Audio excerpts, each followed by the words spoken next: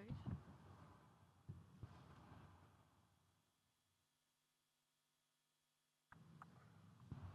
Morning, everyone. I think we should get started. Unfortunately, we're the first symposium after the club night, so I would be especially thankful for everyone who went to the club night and still is here. I'm happy to see that you made it. So our symposium is about multimodal applications of non-invasive brain stimulation. So we'll walk you through a number of applications which we combined with non-invasive brain stimulation. And we have various talks, one talk about TDCS, and most talks are about TMS, which you've probably heard about most also during this conference. Unfortunately, Chun-Yu Tsei couldn't be here. He's not in bed still. He's still in Hong Kong, unfortunately. But Chun-Yu Tsei is from the City University of Hong Kong, and his presentation, this video, will be about a combination of TMS with optical imaging.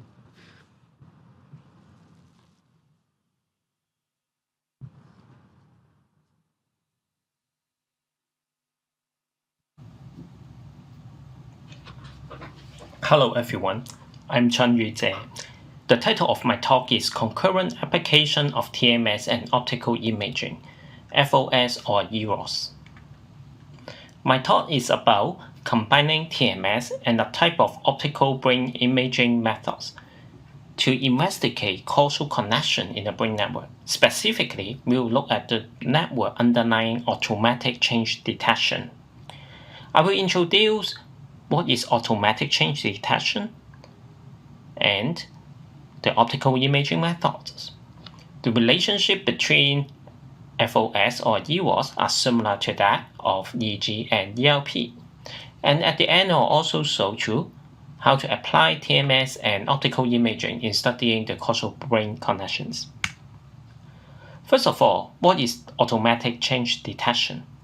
Let me share my favorite commercial.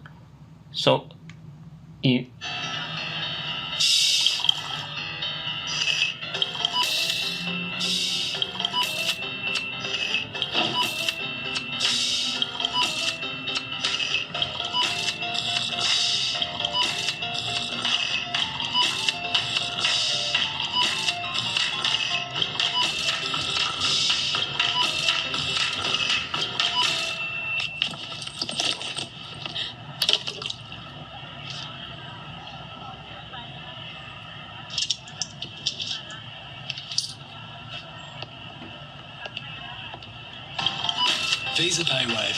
For purchases under $100, just wave and go. Automatic change detection refers to the ability of our brain to detect unexpected events in the environment. This process does not require conscious awareness, or it takes place before the engagement of attention. The detection process may not associate with any behavioral responses. Mismatched brain responses are elicited by the unexpected events. In the EEG or ELP literature, this mismatched brain response is known as the mismatch negativity or the MMN. The mismatched brain signal serves as the error signal to trigger remedial action to direct our attention to deal with the deviant. In the laboratory setting, this phenomenon is typically studied with changes in the physical properties of auditory tones, like presenting rare, high-pitched deviant tones among a stream of low-pitched standard tones. Traditional view on cognitive mechanism suggests the involvement of an auditory sensory memory comparison mechanism. The mismatch response are expected to generate in the auditory or superior temporal cortex (STC) under this hypothesis. However, this perspective fails to explain mismatch response commonly observed in the inferior frontal cortex (IFC) and the ability of the brain to detect abstract changes. Abstract changes refer to the deviation from regular relationship or pattern shared among the standards. The abstract regularity cannot be established by repetition of physical features. In this example, each standard consists of 3 tones, and they have fixed relative pitch differences. The deviance violate this pitch difference pattern.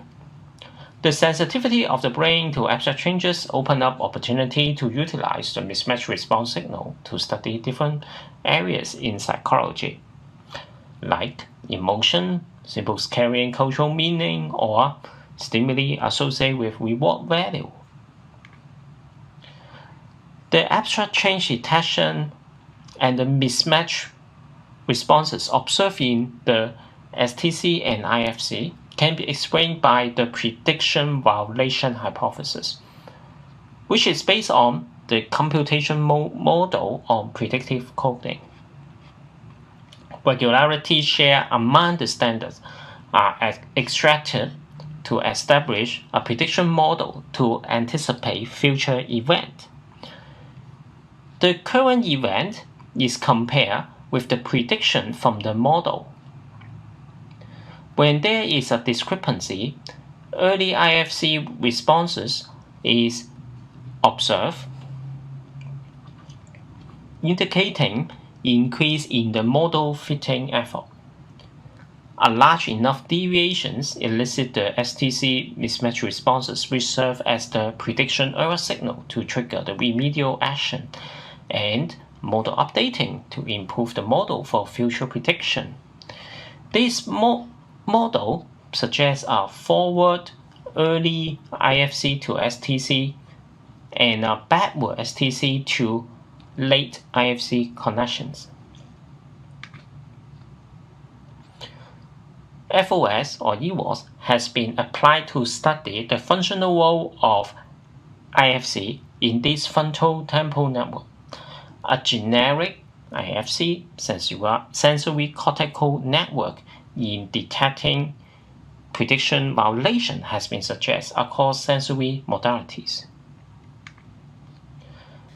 The activation sequence of the IFC sensory cortical network can be reviewed by FOS or EWOS. FOS or EWOS measures neuronal activities.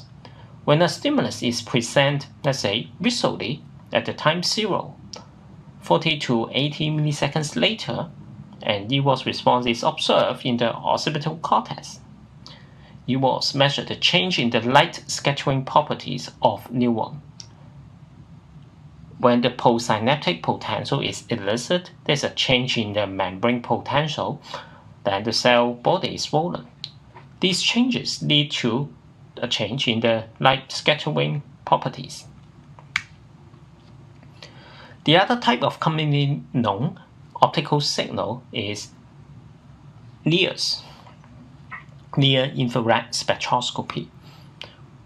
It is also known as the slow optical signal measuring the hemodynamic responses. The neuronal activity consumes oxygen and leads to increase in deoxyhemoglobin and the subsequent increase in oxyhemoglobin, which is the flushing phenomenon associated with the both signals in fMRI. NIBS measure the color change of blood associated with the hemoglobin concentration. The superior spatial and temporal localization ability of EWOS allow visualization of the activation sequence of a brain network. EWOS can be measured by putting an optical source and detectors on the scalp of the head. By using multiple source and detector pairs, the location of the brain responses can be triangulated and reconstructed in 3 dimensions. Here is the EWOS mismatch responses elicited during deviance detection in the auditory and the visual modality. Time 0 refers to the onset of the deviance stimuli. In both modalities, they show IFC to the sensory cortex, and then from the sensory cortex, that is the STC or the occipital cortex OC, back to the inferior frontal cortex IFC. The time frame shown in here is consistent with the EEG or the ERP MMM response, which is measured simultaneously. Modulation of the forward and backward connection by absence of deviance, amount of information for establishing the prediction model has been shown. This result reveals the association of a generic brain network with the prediction modulation mechanism. However, activation sequence of brain network revealed by any brain imaging method is correlational in nature.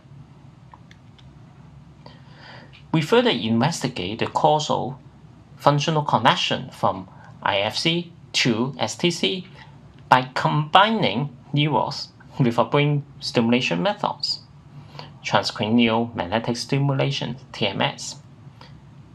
In TMS, a brief magnetic pulse is applied on the surface of the head to produce a focal electric current to disrupt the functioning of the brain. Due to the optical nature of EROS, we can stimulate and observe the brain response without electromagnetic interference. The superior spatial and temporal localization ability of EROS allow visualization of the TMS effect on the brain network and the investigation of the causal connection.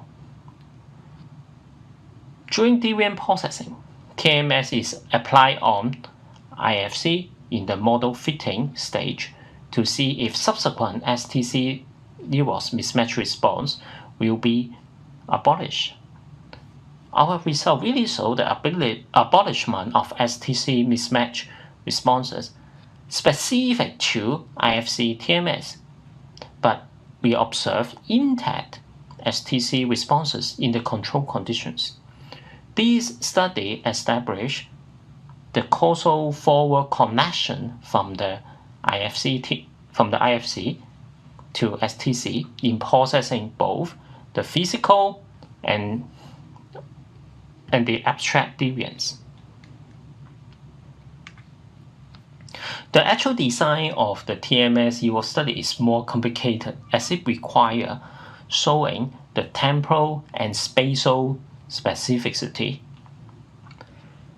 of the TMS effect. The TMS effect is not produced by auditory environment also, or the auditory confine. Intact mismatch response is also need to be produced due to the prediction violation. That is why the actual design is quite complicated. Here is a result showing that the abolishment of STC mismatch response is specific to the IFC TMS, but observe intact STC responses in the other conditions. Here is the result of other control conditions showing the mismatch response in the STC also. In another study, we also find the IFC TMS abolished the STC mismatch response to abstract changes. In the first study, we adopt a similar idea to investigate the IFC involvement in prediction model establishment this time. TMS was applied on IFC to disrupt the processing of the standard event and observe the subsequent ERP mismatch response to the deviance event. The amount of information available for establishing the prediction model is manipulated. The result shows that TMS on IFC really disrupt the processing of the standard and lead to the abolishment of the ERP mismatch response in the subsequent deviant. Here is more detail about the experimental design. The amount of information available for establishing the prediction model was manipulated by changing the length of the standard train and also number of standard that is paired with the TMS. we compare the IFC TMS effect on the ELP mismatch response across different conditions.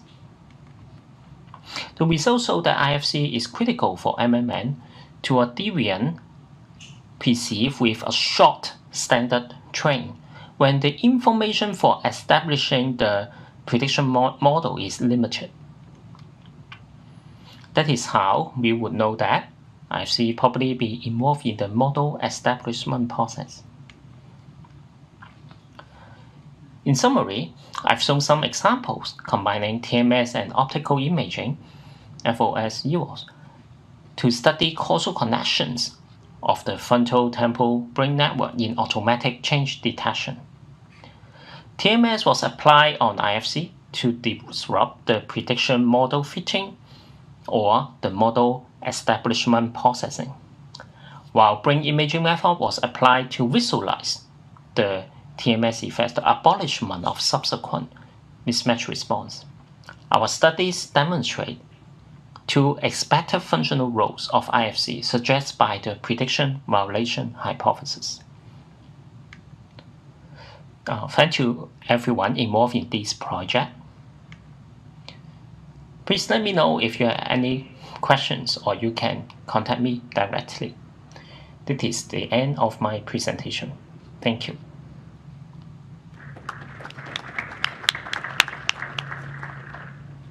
Very exciting work. Unfortunately, there is not a live Q&A, so we're not able to ask questions directly to Chunyu Se.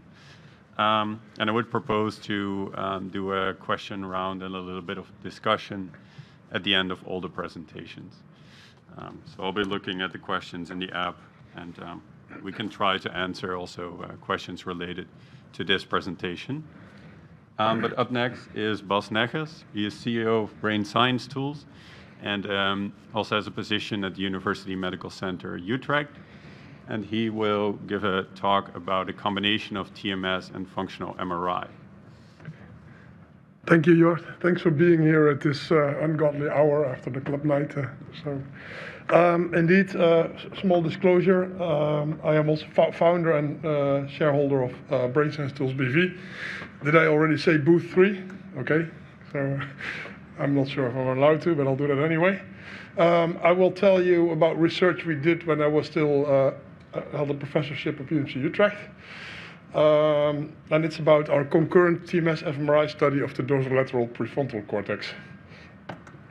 Most of the results I'm showing you are actually from a paper by Jord here, from back then my group at University of Utrecht, and was published already in 2018 in Human Brain Mapping.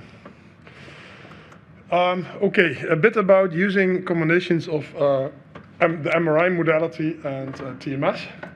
So with TMS, we've come a long way. Already in the early 20th century, coils were used to stimulate the human brain, as you can see here, with this rather unfocal setup. In the end, it turned out they were stimulating the retina, not so much the brain. And the reason for these experiments was a bit more philosophical or theological. So the purpose was to show that the mind or the spirit is located in the head. So that's they wanted to stimulate and see whether sensory illusions could be evoked, which worked. But later it was shown that they most likely stimulate the retina, not the brain. So anyway, since Barker in the 80s, we applied TMS pretty much like we still do today, with a figure of 8 coil or a circular coil to the brain, which is a more focal technique. Today, it's the trusted standard is neuronavigation, so using an MRI that you made and guiding your coil to a location in the brain with millimeter precision. So that's where we've come so far. And our company actually makes neuronavigation techniques. So we dissociate offline and online applications of MRI and TMS. Offline, I think many TMS practitioners nowadays are familiar with. So you make an MRI or sometimes also an fMRI or a DTI scan and use that to guide your coil to a endpoint of a network in the brain or a cortical region. A bit newer is online functional MRI or MRI in TMS, where you administer TMS inside the bore of an MRI scanner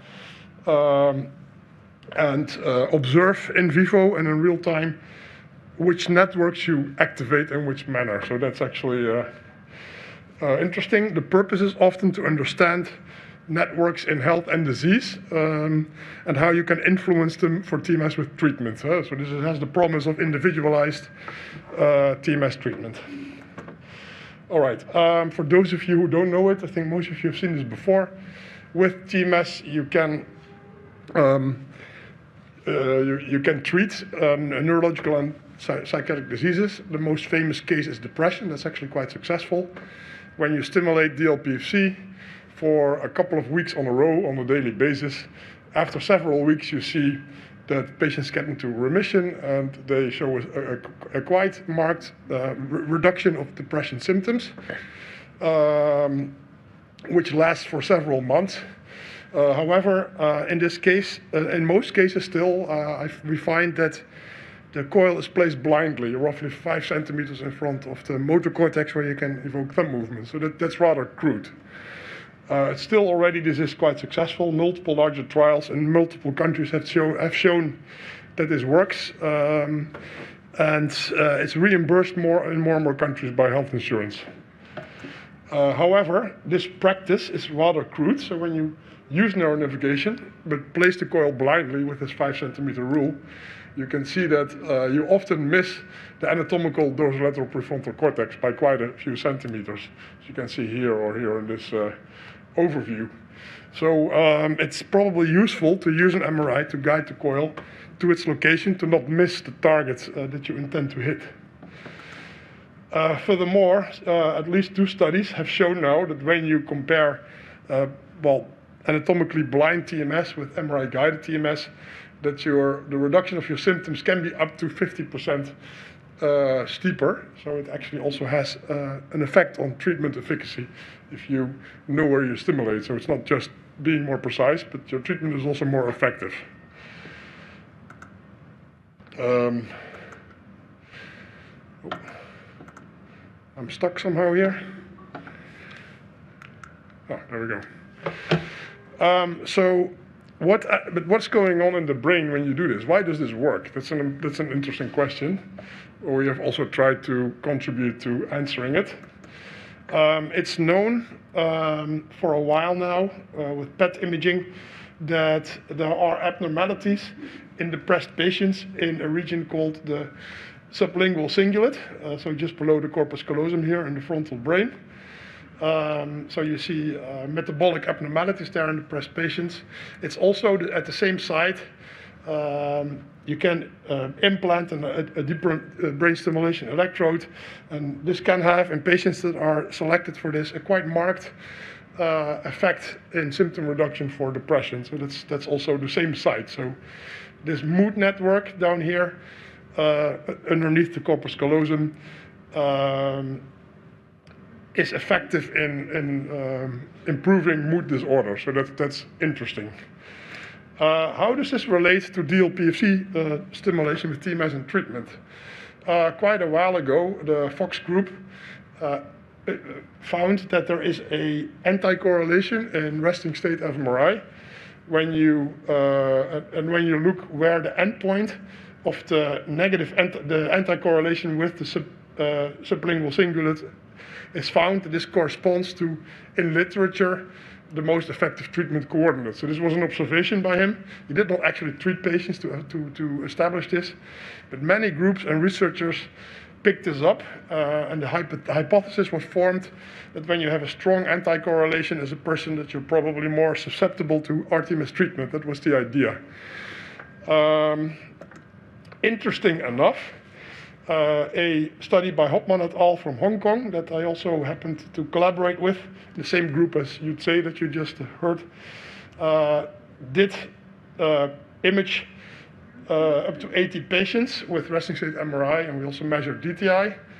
And we tried to see whether the interaction between the anti-correlation with the sublingual cingulate as a seed point and the rest of the brain was present. So meaning cortical regions that show up here do not only have an anti-correlation with the sublingual cingulate, but this also improves treatment. So this also correlates with treatment outcomes. So those regions in this interaction we modeled, and there was no dorsolateral prefrontal cortex. So this initial prediction by Fox et al. didn't hold. However, and this was confirmed by multiple studies that were presented here at OHBM, there seems to be a parietal region that does. So that's an interesting finding.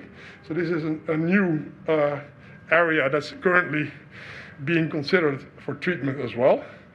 Mr. Siddiqui et al., who presented earlier during this conference, he actually confirmed that there was no relationship between dorsolateral prefrontal cortex and sublingual cingulate anti-correlation strength and treatment outcome.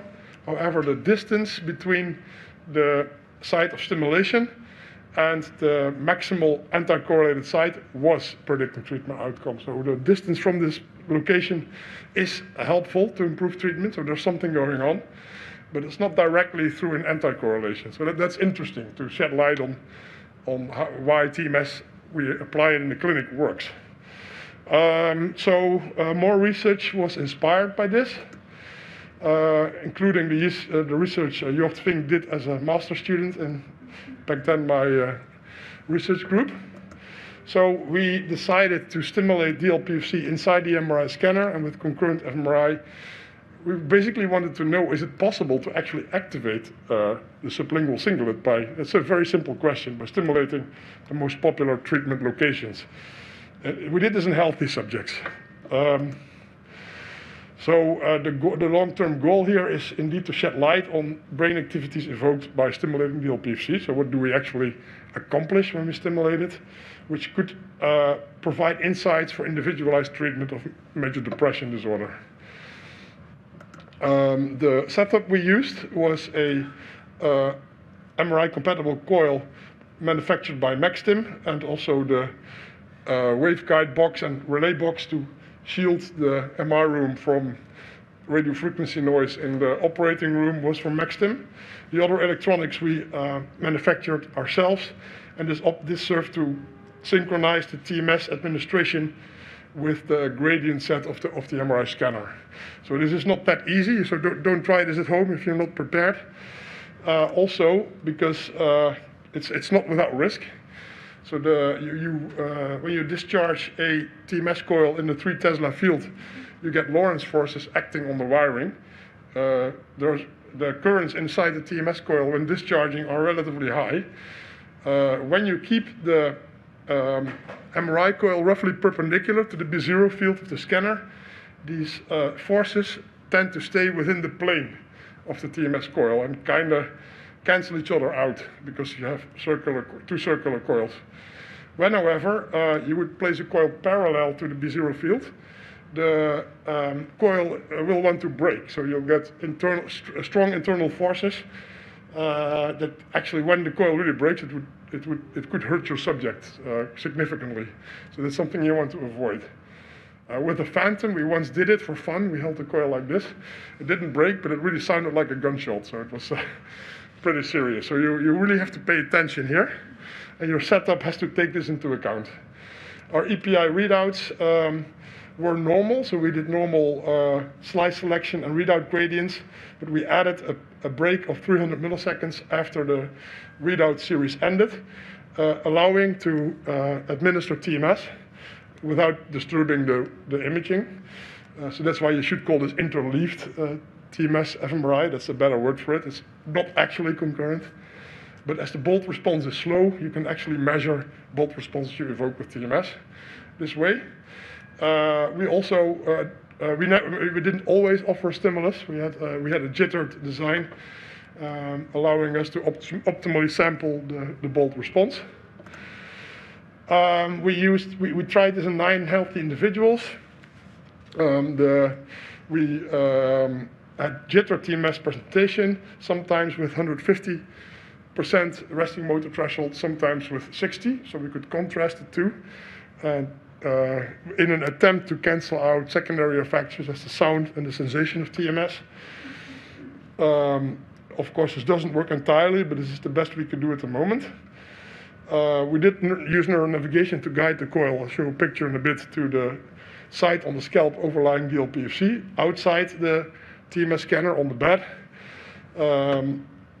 And we monitored position during stimulation by sticking fluid capsules to the TMS coil that were measured with a T2 scan using the body coil of the MRI. So when it shifted, we couldn't do anything about it, but at least we knew. So this is how it looked. Images courtesy by Jord, who is also quite a good graphics designer, I can say. So this is how the setup looked. The subject was placed with the head between two flex coils, so we didn't use birdcage coils, as it restricts the placement of the coil too much. So flex coils are normally used for ankle or abdomen imaging, but they also are good enough for brain imaging, actually. So your SNR suffers a bit, but at least it offers you the opportunity to tilt the head a bit, because we were only allowed to deviate the coil up to 30 degrees outside of the horizontal plane to avoid strong Lorentz forces. So that's really important. The setup is spacious, and it gives you the room to do that. And when the subject tilted its head, we fixated the head with cushions. So that's the way we, this is always a problem for any lab doing concurrent TMS fMRI. So you need the normal TMS coils, they restrict placement of the coil too much or make the head even inaccessible. So you need to find a solution for this. We marked DLPFC and the orientation of the coil we wanted to achieve on a cap before we put the subject in the scanner. So this is that we knew for sure that the initial position at least was good enough, precise enough. And we targeted DLPFC using anatomical guidelines to find it. The third sulcus in front of the precentral sulcus. So this is a way to find it anatomically. The good news here is that at least for a subset of about half of the subjects, we were able to indeed stimulate the subchannel cingulate. It was activating when stimulating DLPFC. So it's indeed possible, probably through an indirect network, to activate the mood network deep in the brain by stimulating DLPFC. So that's the first time something like this was shown. Unfortunately, this didn't work for everyone. So it's interesting. So this allows speculation, maybe, and we didn't treat here. This is an interesting criterion. So when a patient is undergoing this procedure and when you see subgenural activation, maybe this patient will respond better to treatment. That's a hypothesis, a new one. We'll see if that's the case. The work by Siddiqui et al. Kind of suggests that this could be the case. We looked at whether subjects who moved too much, where we were a bit off of DLPFC, if that explained whether we saw subgenural activation. Well, it did not, so that this was not a factor here for some reason. So simply for some people we were able to stimulate subgenural regions by placing TMS on dorsolateral prefrontal cortex. For some we were not. We at the moment don't know why that was the case. So the conclusions of my talk is that concurrent TMS MRI can be used to visualize network activity in response to TMS, so that's quite cool. And indeed, it's possible that activation propagates to the sublingual cingulate for a subset of people. And this might, in the future, prove to be useful to tailor our TMS therapy. That's at the moment still wishful thinking, but we will explore this further. So we are currently happy to be part of a new EU subsidy led by Philips Medical, where several companies, there are in total 12, will build image-guided therapy applications. We're the only one doing brain stimulation here. There's also biopsy needle guidance and several others. But what we have in common is that we want to guide complicated treatment devices in the bore to its target, and this will be integrated with the Philips console, and the Philips engineers are actually going to help us build a brand new setup. The old one we had at UMCU is now dysfunctional, so it's not working anymore. So we actually need a new one. And as a company, we're happy to take up that task. And the coming 3 to 4 years, we hope to complete the work and have a completely new MRI-guided TMS setup built jointly with Philips, one of the market leaders in MRI.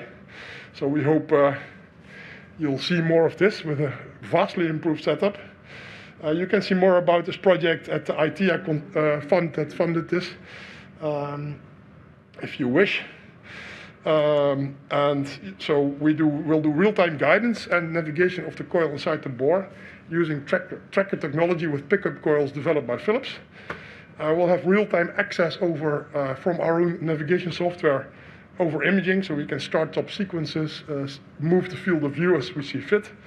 We get real-time access to MRI data, so we could even show in real time what's going on when you stimulate the LPFC. And we're building new MRI-compatible coils with partners in industry and controlling electronics. So it will be a complete setup that you can actually use, hopefully out of the box. Unfortunately, only on Philips scanners, as this is an active collaboration with Philips. And it will be integrated into our own neural navigator system. So that's what we're planning to do, a brief outlook of this project. We just got started, so this was the first face-to-face meeting recently in Barcelona with most of the PIs and project leads at the companies present. Yeah, this concludes my talk. Any questions I can take at the end of the symposium, and I thank you for your attention.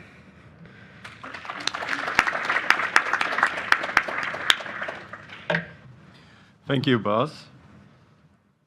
Very nice to see about this collaboration with Philips. Hopefully this will give us some new advanced concurrent TMS fMRI setup. Our next speaker is Debbie Klooster from Ghent University and Technical University Eindhoven. She combined TDCS with fMRI, and she will tell you all about it. Okay, good morning everyone. Thank you very much for being here at this really early hour at the last day of an amazing OHBM. So indeed, as Jord said, I'm going to talk a bit about one of our ongoing projects, entitled The Dynamic Effects of Transcranial Direct Current Stimulation on Functional Connectivity, a Simultaneous TDCS fMRI Study. So I'm a bit of an outlier in this symposium since I combined MRI with TDCS instead of TMS. So a short introduction about transcranial direct current stimulation, so for short TDCS. It's a non-invasive brain stimulation technique in which you attach at least 2 electrodes to the brain and you apply a small electric current, and the induced electric current in the brain is actually able to change neuronal resting state membrane potentials. And this technique has showed promising clinical results in a variety of neuropsychiatric disorders. However, the mechanism of action of TDCS is not really known, so we do not really know what the optimal stimulation parameters are. And one of the things that we do not know is what is the optimal duration of a TDCS session. So how long should we actually stimulate for? There have been some studies who combined pre-measures with post-measures and then varied the duration of a TDCS session. So we already got some insights, but still there's a lot of questions remaining. So for example, metrics that can be used are electrophysiological measures such as MEPs or TEPs. We can test clinical well-being pre and post TDCS with questionnaires, or we can focus on functional connectivity, and that's really what we're also going to focus in for the remainder of this project. Because TDCS has already shown to affect functional connectivity. For example, Kaiser et al. Already back in 2011 showed that TDCS applied to the left dorsolateral prefrontal cortex at 2 milliamps for 20 minutes affected the functional connectivity within the default mode network and also in the frontoparietal network. And more recently, also another paper came out from Ren et al. Who showed similar results, so changes in resting state functional connectivity after TDCS. So even though this sequential approach, so doing a measure, then TDCS, and then doing a measure again, gave us some insights into the duration of stimulation and what's happening during the stimulation? Well, we actually now wanted to combine TDCS with resting state fMRI so that we can really study the effects of TDCS on functional connectivity during a stimulation session. So we can really zoom in now on what is happening in what time window during the stimulation. So as I already said in the title, we applied a dynamic functional connectivity analysis, and I'm just briefly going to touch upon the differences between static and dynamic functional connectivity. So in static functional connectivity, you basically assume a stationary connectivity profile. So if we look into this, this picture, we see that there is a time series, a resting state fMRI time series. I marked 2 voxels in blue and yellow. You see the time series, and if we would compute the static functional connectivity, we would just compute one metric over the full time course. So the metric can be, for example, a correlation value or a coherence value, but the basic idea is that you have one value representing the functional connectivity over the whole time series. However, as we've also learned or heard, was confirmed during this conference multiple times, the functional connectivity might actually change over time. So it might be advantageous to study the dynamics of functional connectivity. And we can do that by splitting the time window in shorter windows. They can overlap or not, and you basically compute the metrics or the correlation or the coherence for every shorter time window. That's one method, or we can do, the method was called a sliding window approach, by the way, or you can do a flexible least squares method that basically uses a proxy, computes a proxy for the functional connectivity for every time point that you have. So in case, in our case, you can compute a dynamic functional connectivity value for every TR, so for every volume, that you measure. And with this method, we aim to investigate the dynamic effects of TDCS on the brain's functional connectivity. So we're really going to zoom in on the dynamics. So what we did, we included 47 healthy female subjects, forgot to change that, in a randomized double-blind sham-controlled crossover trial at Ghent University Hospital. So all the subjects came in for 2 visits in which they received active and sham TDCS applied to the left DLPFC. So the anodal was placed to the left, the anodal electrode was placed to the left DLPFC, and the cathode was placed to the right OFC, so above the right eye. We applied stimulation for approximately 20 minutes and used a ramp up, ramp down for the sham stimulation. So we also did ramp up, ramp down in the beginning and at the end to to make a sham protocol. We stimulated at 1.5 milliamps, and the subjects got both active and sham stimulation in a randomized order. Oh, sorry, I forgot to mention. So during a session, first a T1 weighted MRI was collected, then there was a so sort of a baseline resting state fMRI scan, and then we did a resting state fMRI during the actual stimulation session. So for the full 20-minute stimulation time course, we collected fMRI during the stimulation. For the dynamic functional connectivity analysis, we used the TDCS-induced electric field distributions to really look into which areas of the brain are supposed to be affected by the stimulation. So we used the T1 weighted image to make a head model and solve the Maxwell equations to actually get an electric field distribution for every subject. We thresholded that at 0.25 volts per meter, and then subsequently we used a weighted average with the E field strength as a weighting factor to finally compute a time series that represents our affected brain region. And this was the input for our dynamic functional connectivity analysis. So that can be seen over here. So the regressor, as I just said, was used for the functional connectivity, and we computed the functional connectivity between the regressor and all the gray matter voxel indices. Does this thing have a pointer as well? I don't think so. Oh, should I use this? Yes, so here we have the matrix in which we combined all the time series of the gray matter voxels. We did the functional connectivity, and we ended up with a matrix with basically the same dimensions because we compute the functional connectivity for every time point, hence the dynamic part. So this is the result of our functional connectivity, dynamic functional connectivity analysis. We did that for every subject and for both the sham and the active condition.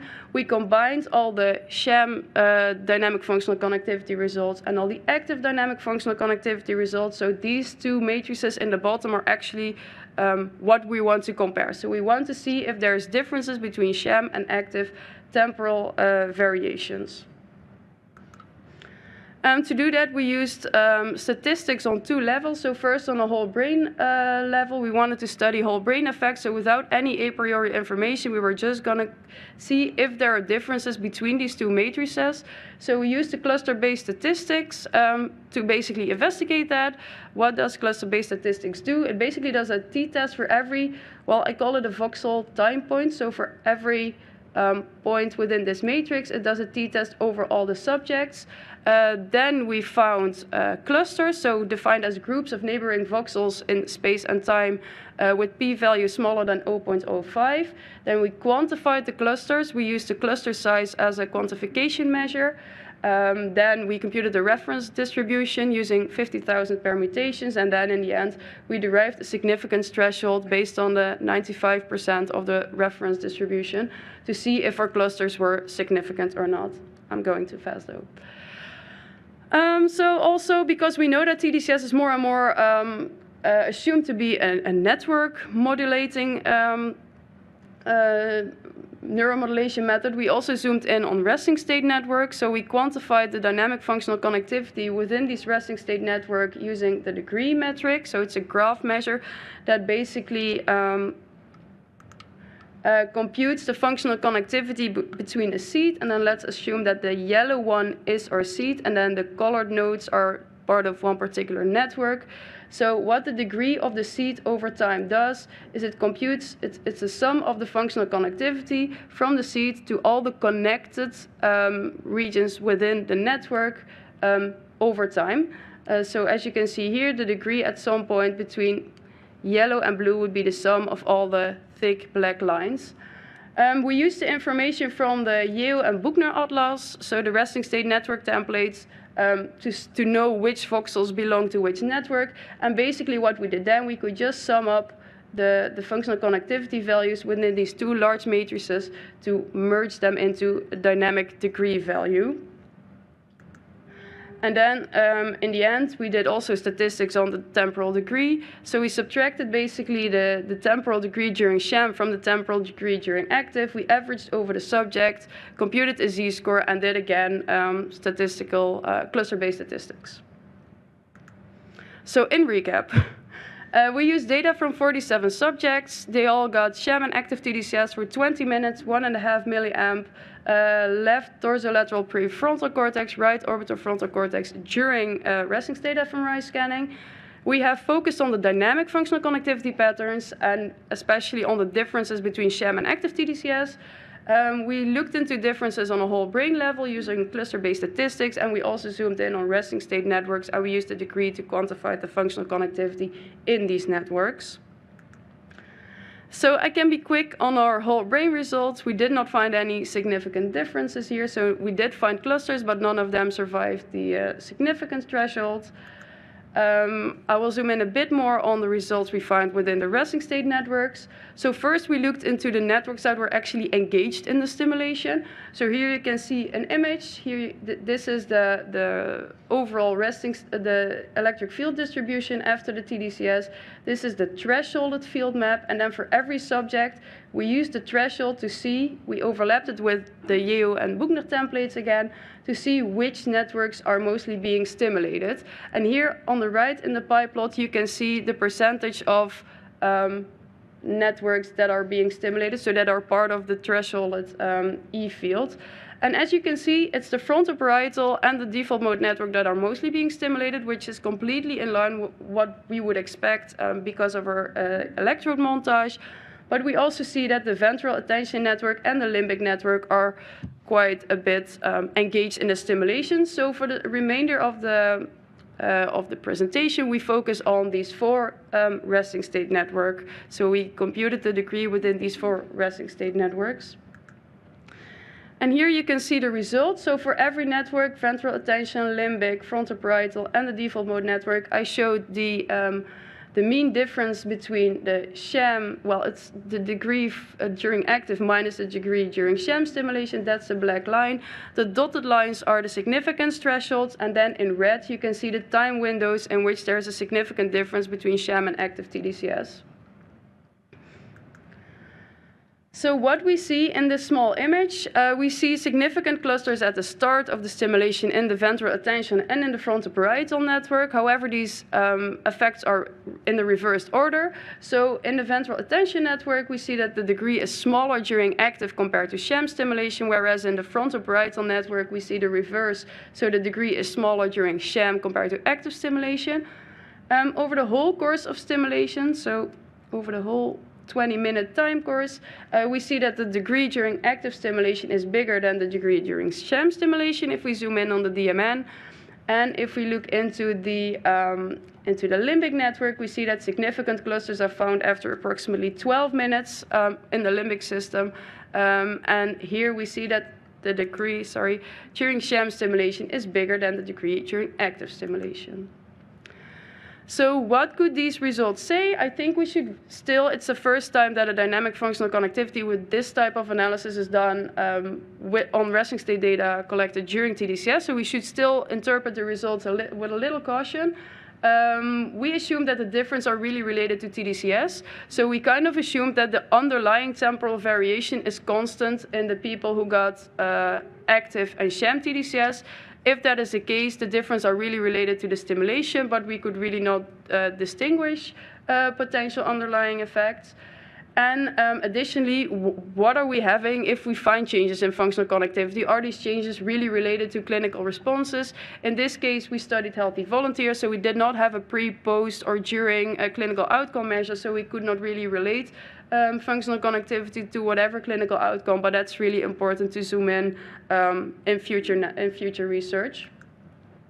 So my final take-home message is that functional connectivity changes during active TDCS as compared to sham TDCS.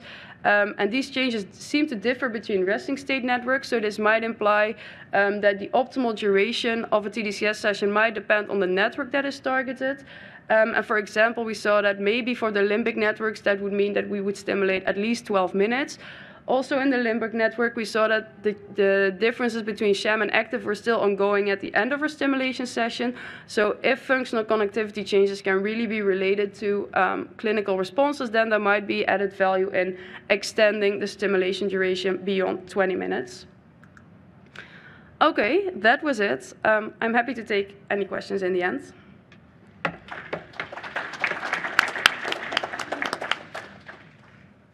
It is now my honor to introduce Jord Vink. He's the last speaker of this symposium. Jord, and also the chair, so that's why I take over. Jord was active in my research group at UMCU and is currently working in the research group of Rick Dijkhuizen on TMS and stroke treatment, where he made some pretty amazing successes in a bigger trial, and this is one of the first conferences where the result of this, I think to date, one of the largest stroke trials with TMS is being presented. So yeah, enjoy. Jord, the floor is yours. Thank you very much, Bas. Yeah, this is these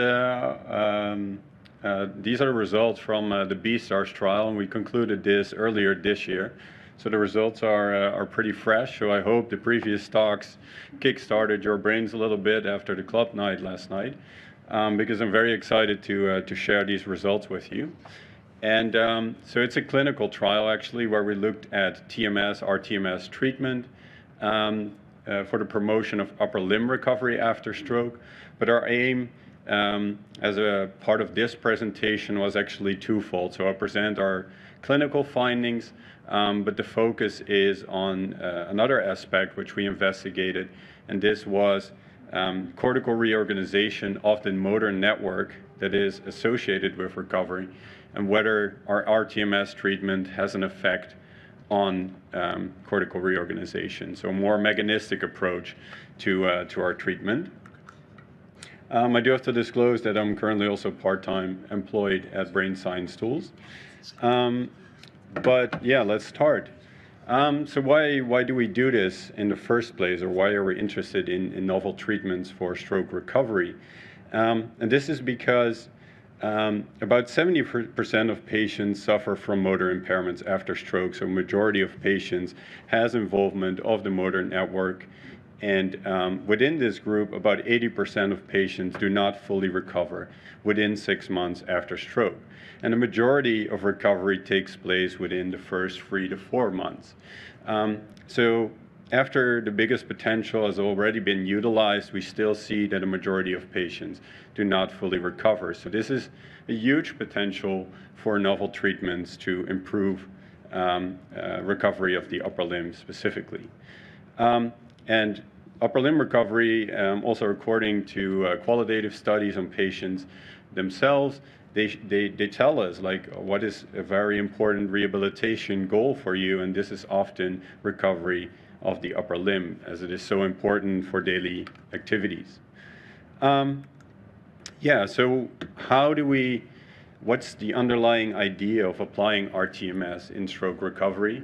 And the theoretical framework is called the interhemispheric imbalance model. The model itself is, especially recently, a little bit controversial with some adjustment made. Does it apply to different stroke phases? There is a lot of nuance to the model, but in the end, most RTMS applications in stroke are based on this idea. And the idea is that in a healthy brain, both hemispheres are communicating with one another. The activity between the two hemispheres is balanced. But now the activity in the affected side is reduced, it's damaged, and we see that this network sort of shifts out of balance. And we're trying, the goal is to restore the balance, basically.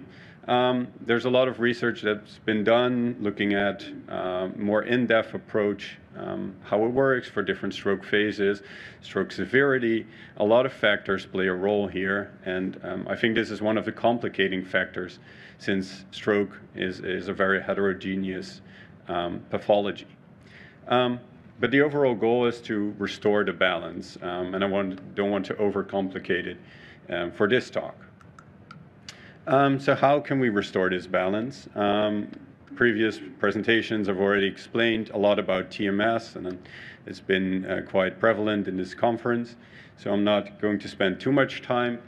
But we use repetitive TMS, and either you can use repetitive TMS to stimulate the cortex or to inhibit it, depending on the stimulation paradigm that you use.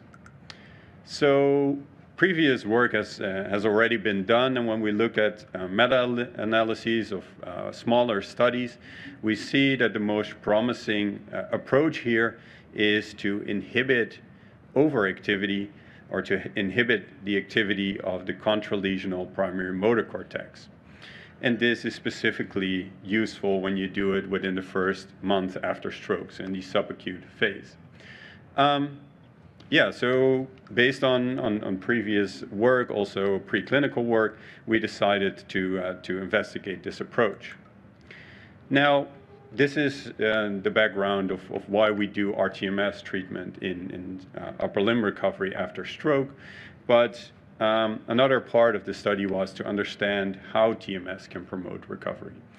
And in order to explain our ideas here, I want to go back to the 1990s. I think this study here is very illustrative, because what they did is they used non-human primates, and they mapped out the motor cortex with invasive electrical stimulation. So what they did is they had a high density electrode grid.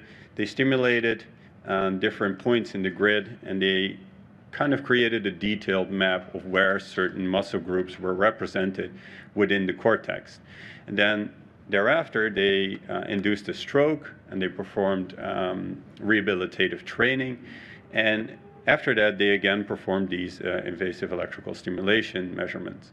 And they saw that the representations of the muscle groups that were trained, they shifted, they reorganized within the cortex. And this shift was also associated with recovery of function. So we, of course, in our clinical population cannot open the skull and put ECOGs in. So that's why we use TMS. And that's our multimodal application. So what we did is we combined TMS with neuronavigation and electromyography, and we stimulated different targets in the cortex, a very similar approach as the study that I mentioned.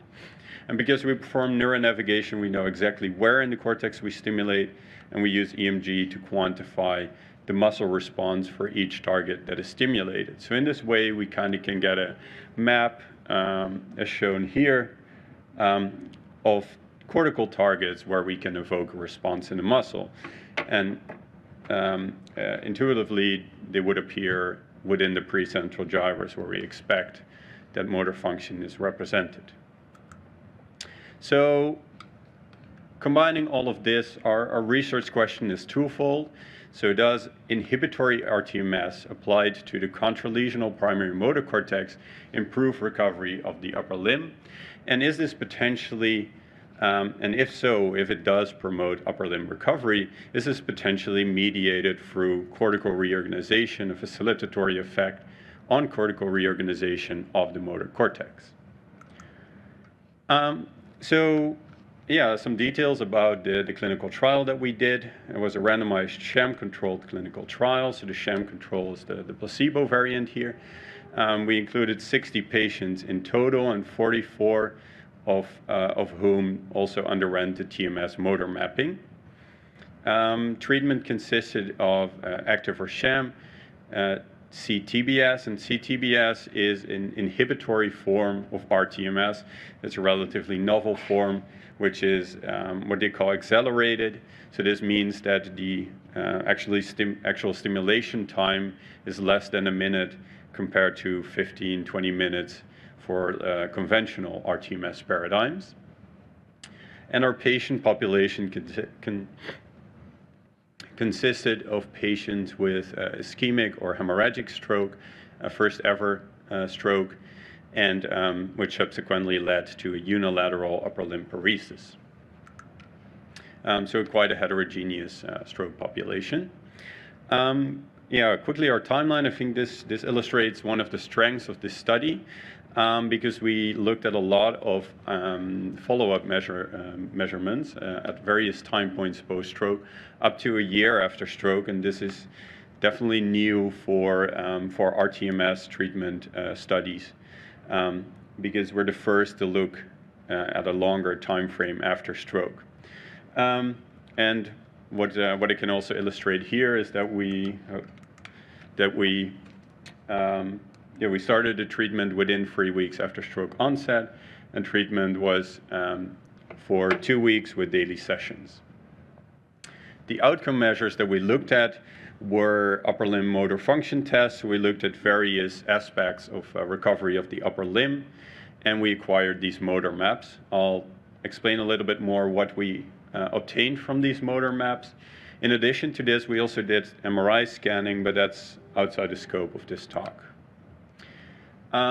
Yeah, so the motor mapping outcomes were the size of the motor map. So basically the amount of cortical targets that we stimulated that resulted in a response in the muscle, and the displacement of the center of gravity.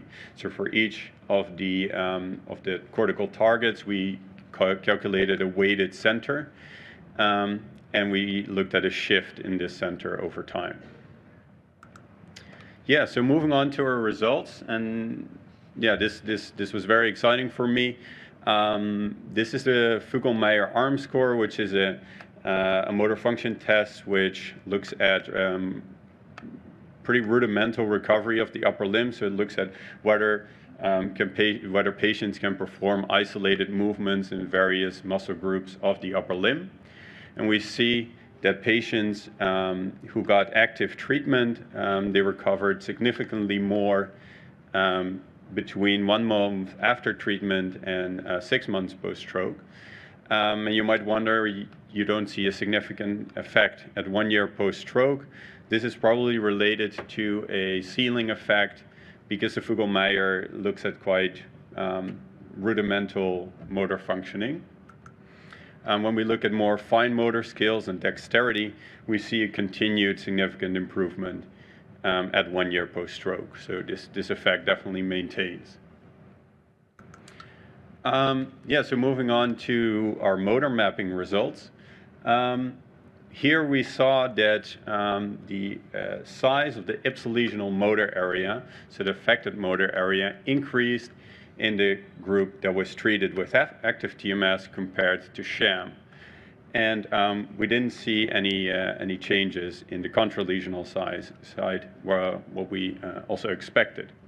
So the increase in motor area size might indicate that there is recruitment of latent motor representations in the motor cortex, which might facilitate motor recovery. Now, to create a link with recovery of the upper limb, we looked at the outcome on the Fugl-Meyer arm score at 1 year post-stroke and the size of the motor area at that time. And we saw the patients who had a bigger motor area, they also did better. So this could explain why this increase in motor area size that is facilitated by RTMS results to improved recovery. Now we also looked at whether there was a displacement of the motor area, and we didn't find any significant effect here. And this might have to do with the heterogeneity in the stroke locations. So we expected that a little bit similar to the preclinical work, that the reorganization of the motor cortex would occur in the direction of peri-infarcted areas and away from the infarcted area. This is something that I haven't been able to look at yet, but we didn't see any consistent direction, like a posterior expansion of the motor area, for example. So to wrap all of this up, we did find that RTMS treatment is a useful treatment to promote upper limb recovery after stroke. This is associated with an increase in the size of the motor area in the ipsilesional hemisphere, and this is potentially due to recruitment of latent motor representations, which might be an important factor in recovery of the upper limb. And I want to thank everyone involved in the BSARS trial. We had a big team, also including students. Thank you.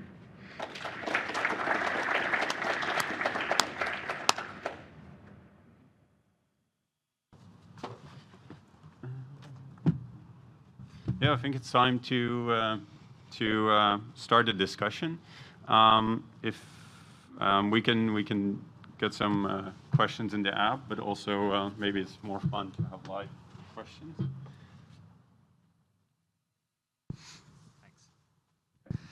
Thank you for the nice talks from all. I have a question to Bas. How for the treatment of, like, let's say, if we would expect to have a single pulse, a long-lasting single pulse effect that would actually be observable in the fMRI, like is shown, isn't that a relative kind of a problem for all TMS single pulse TMS studies, that we would be over time having a cumulative effect that's kind of adding up?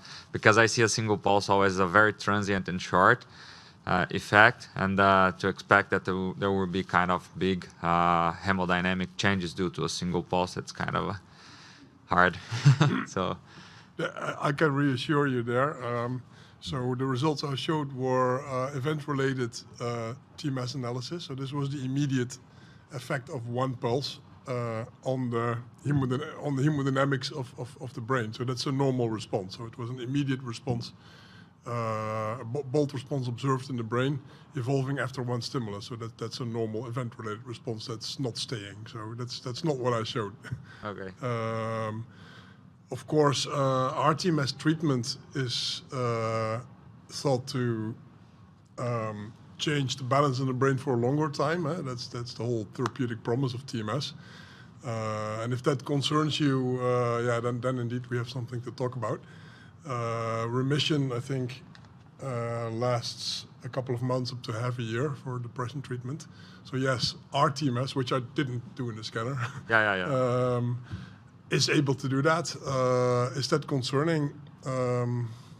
When you learn a new skill or exercise soccer and you learn how to do something new, something also changes in your brain for a longer time. So is that dangerous? Well, probably not. Can it be? Maybe, I don't know. So maybe after stimulating a certain region with RTMS, you like Brussels sprouts after all. So that's how our brain works. It's plastic. But a single pulse of TMS, as we administered, I don't expect to have any lasting changes, neither did I show that. Okay, and thanks. And the other question would be like, instead of using a figure-of-8 coil, wouldn't it be a little bit better to use, for example, a less focal circular coil to actually, because we don't actually have a very precise location that we would like to target, and that would give us more flexibility in the MRI to kind of be accepting more movement and so on, and so it wouldn't less focal be kind of better for that specific application than the figure-of-8? That's an interesting question. Maybe, so that we're more certain that we hit a certain region, we could use a less focal coil.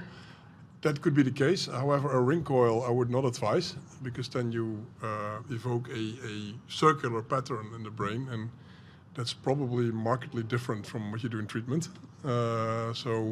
But generally, a figure-of-8 coil that is a bit further apart, that could be interesting if you can't target very correctly inside the MRI. Our approach is more aiming at doing accurate navigation inside the bore in the new setup, so that we now knew exactly where we were, but sometimes, and also at the start, we aimed exactly where we wanted to be, but with the setup we had, it is possible that it shifts.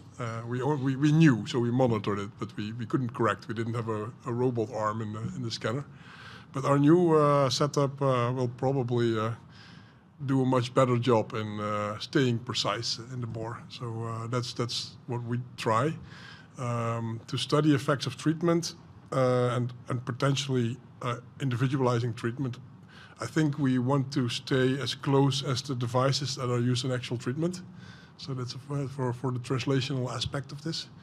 But yeah, indeed, if you have a setup where you're not certain about the location, then you could maybe talk to the TMS manufacturer to make you a less focal coil, but better not a ring coil. Thanks. Are there any other live questions?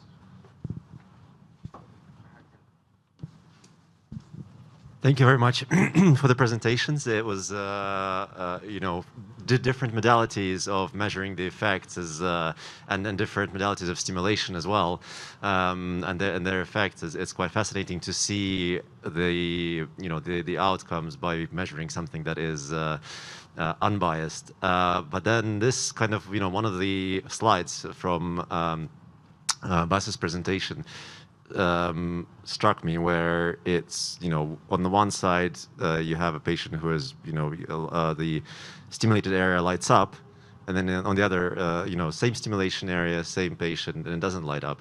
And this is, I think, sort of, in the field generally, this is a problem where you have responders and non-responders. So my question is probably more to Debbie rather than Bas. And this is more, you went to great lengths, extended lengths of processing the data, a really complicated way of analyzing it. But I was wondering, did you ever did you ever assume that, some of your active, some of your stimulations, they could be non-responders? And is there, could you think of a way of maybe separating those into sort of responders and non-responders, and then focusing your analysis on just those who respond, whether it's by fMRI or by something else? Yeah, thank you. I think, so do you mean, did we look into the resting state, like the baseline resting state data, to see if we could seek patterns in that and distinguish responders from non-responders, like in sort of a biomarker way? So I was thinking that what Bas has showed, Yeah. whether whether the brain area is activated or not by. Sorry, I'm just finished. Sorry. So whether the brain area is activated or not. So using something similar as an additional as an additional methodology in your work, to be able to separate sort of one from the other. We haven't, and I think that has also something to do with the differences between TDCS and TMS. So in TMS you have these direct action potentials that you induce, so you could have a directer effect, like an indirect effect propagated through deeper brain areas.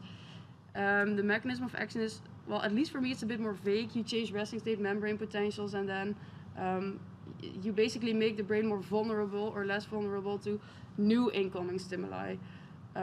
So I'm not sure if we could actually do the same method. Maybe something different, just generally somehow, of course you can't, because you're measuring you can't separate the responders from non-responders based on what you're measuring, obviously, but maybe there is something else that you can do that will try to, I don't know, maybe questionnaires, maybe not. By the way, did they feel did the subjects, did they feel the stimulation? Yeah. Were they able to tell whether it was a sham or? Well, some of them were, some of them were not. We included only subjects who were like naive to stimulation, because if you, like I would, for example, now know the difference. So I think we can assume that in general they did not really know the difference. That's why we did the sham, the ramp up and the ramp down in the beginning at the end, to resemble the real stimulation as much as possible, because you mostly feel things differ between at the beginning and at the end. So I think our sham was almost as good as it can get. In terms of questionnaires, we should do it in clinical population, I guess. Now we can ask for clinical well-being. Well, I would not know what to ask my healthy subjects. But of course, we do this in depression as well, and then there is a lot more things that we can do before, after, and then we can relate, for example, based of like 5-minute dynamic functional connectivity. Does that differ between responders and non-responders? But that I really need the clinical data for that. Thank you very much for the answer. It's a good point. I think we are now working on, we do it in depression subjects as well, so I can do the analysis in a while. Thank you. Thank you. I think we're slightly over time, so I think we're going to have to wrap it up here. Thank you for attending the symposium, especially after the club night, and have a nice day. Thank you.